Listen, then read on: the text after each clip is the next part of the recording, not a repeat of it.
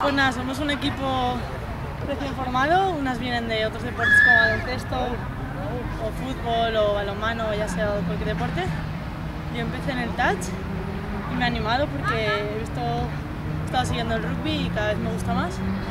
Y nada, somos un equipo muy joven, la mayoría somos menores de 25 y nada, tenemos mucha ilusión, todas quieren entrenar muchos días, hay muchas ganas y nada, esperamos que salga bien y que podamos dar la cara ante los dos equipos que llevan más tiempo.